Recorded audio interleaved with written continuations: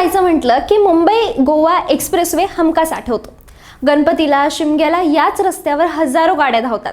म्हणून इथली ट्रॅफिक जरा कमी व्हावी यासाठी 17 वर्षापूर्वी या रस्त्याच्या चौपदरीकरणाचं काम सुरू केलं होतं, जे आजही सुरूच आहे. ट्रॅफिक कमी व्हावी म्हणून सुरू झालेल्या कामामुळे आजही प्रवाशांच्या वाट्याला फक्त खड्डे, वाहतूक कोंडी आणि अपूर्ण कामच येत आहे. सुरुवातीला हा प्रोजेक्ट 7,500 कोटींचा होता, पण आज 15,000 कोटींच्या सुद्धा वर पोहोचलाय. मग एवढ्या वर्षातही हा एक्सप्रेसवे पूर्ण का झाला नाहीये? लँड ॲक्विजिशन, कॉन्ट्रॅक्टर, मंजुरी की राजकारण, नेमकं कुठे अडलंय मुंबई गोवा एक्सप्रेसवेचं काम, हे सगळं जाणून घेणार आहोत आजच्या या व्हिडिओमध्ये. नमस्कार, मी श्रुती पाटील आणि तुम्ही पाहतायत लगाव बत्ती. मुंबई आणि गोव्याला जोडणारा मुंबई गोवा एक्सप्रेसवे म्हणजे नॅशनल हायवे 66 संपूर्ण कोकणाच्या अर्थव्यवस्थेसाठीचा एक महत्त्वाचा मार्ग आहे. 470 किलोमीटरचा हा महामार्ग मुंबईपासून सुरू होऊन पनवेल, रायगड, महाड, रत्नागिरी आणि सिंधुदुर्ग मार्गे गोव्यापर्यंत जातो. याच रस्त्याने MIDC आहेत, पर्यटन स्थळं आहेत आणि चाकरमान्यांचं आणि हजारो कुटुंबांचं रोजचं जीवन याच रस्त्यावर अवलंबून आहे. विशेषतः गणेश उत्सवाच्या काळात मुंबई, ठाणे आणि इतर शहरांमध्ये राहणारे कोकणातील लाखो चाकरमानी आपल्या गावाकडे रवाना होतात. त्यामुळे दरवर्षी गणेशोत्सवाच्या आधी मुंबई गोवा महामार्गाची अवस्था पुन्हा पुन्हा चर्चेत येते. खड्डे, वाहतूक कोंडी, अपूर्ण काम आणि ॲक्सिडेंट हे प्रश्न दरवर्षी विचारले जातात. पण गणपती झाले की हा प्रश्न मागे पडतो, लोक विसरतात आणि पुढच्या वर्षी पुन्हा तीच परिस्थिती. या एक्सप्रेसवेच्या मागे जवळपास 2 दशकांचा इतिहास आहे. 2007 मध्ये याच्या कामाला मंजुरी मिळाली होती. 2007 मध्ये केंद्रातील UPA सरकारने हा महामार्ग 4 पदरी करण्याचा निर्णय घेतला. मुंबई ते गोवा हा प्रवास अधिक सुरक्षित, वेगवान आणि खड्डेमुक्त करायचा असा त्यांचा उद्देश होता. सुरुवातीला 2016 पर्यंत याचं काम पूर्ण करण्याचं लक्ष्य होतं, पण प्रत्यक्षात काम सुरू व्हायलाच 2010 उजाडलं. कारण सर्वात आधी अडचण आली ती लँड ॲक्विजिशनची. रस्त्यासाठी जमीन मिळवण्यामध्ये उशीर झाला, अडचणी आल्यात. त्यानंतर पर्यावरण, फॉरेस्ट अशा विविध परवानग्या आणि कंत्राटदारांच्या अडचणी समोर येत गेल्या आणि सुरू झालेला हा प्रकल्प वारंवार रखडत गेला. पनवेल ते इंदापूर हा जवळपास 84 किलोमीटरचा रस्ता आहे. हा कर्नाळा अभयारण्यातून जातो.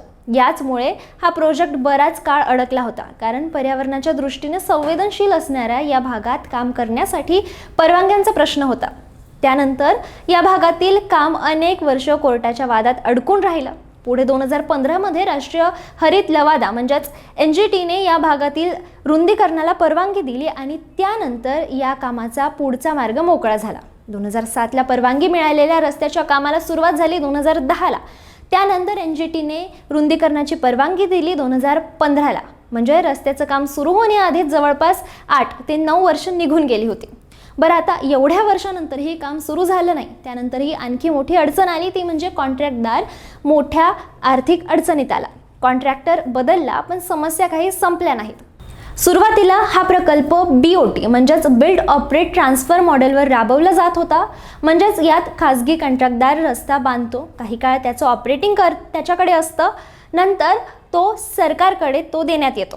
पण जमीन मिळवण्यात अडचणी आल्या आणि कामात सुद्धा वारंवार अडथळे येत गेले. त्यामुळे प्रोजेक्टचं काम अपेक्षेप्रमाणे पुढे सरकलंच नाही.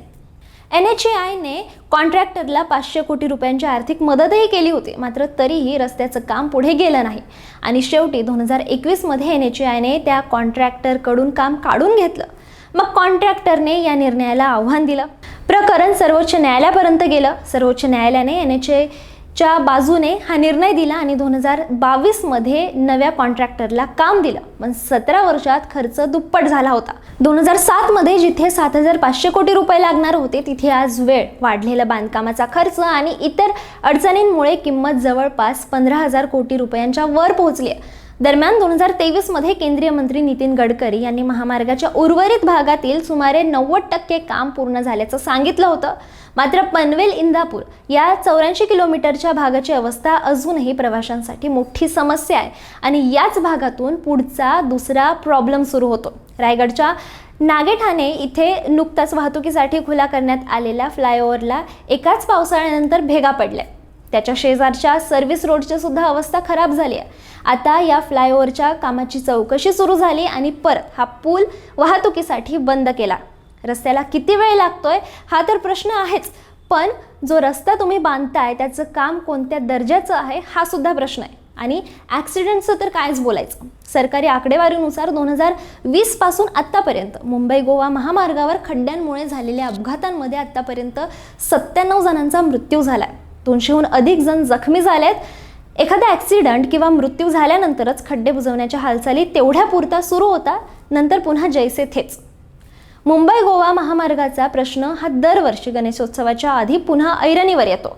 नुकताच आता भरत गोगावले यांनी काही ठिकाणी काम व्यवस्थित सुरू असल्याचं सांगितलं आहे.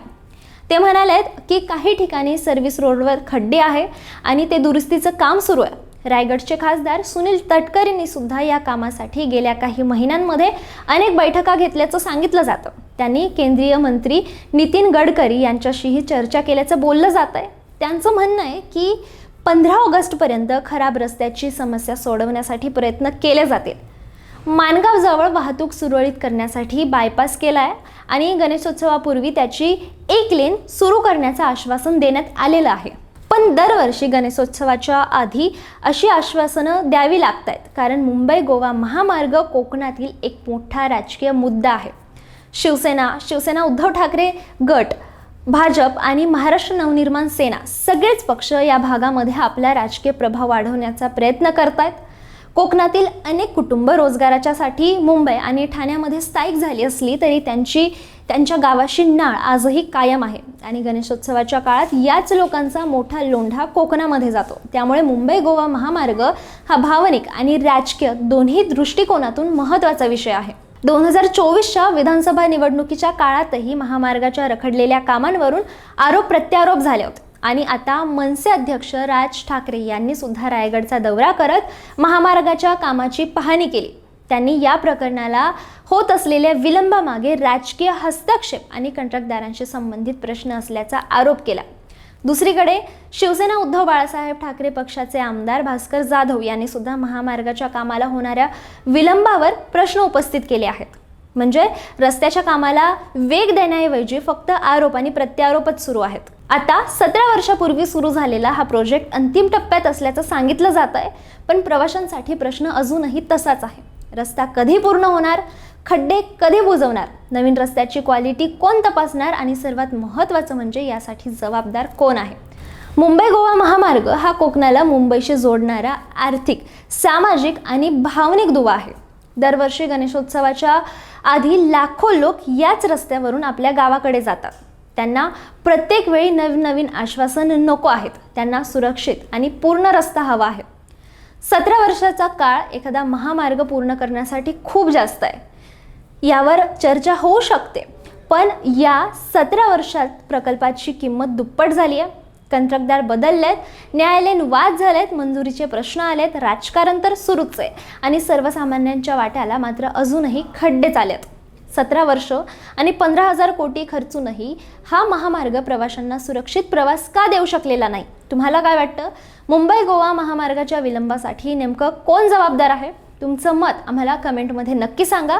हा व्हिडिओ आवडला असेल तर लाईक करा, शेअर करा आणि अशाच महत्त्वाच्या अपडेट्ससाठी लगाव बत्तीला सबस्क्राईब करा.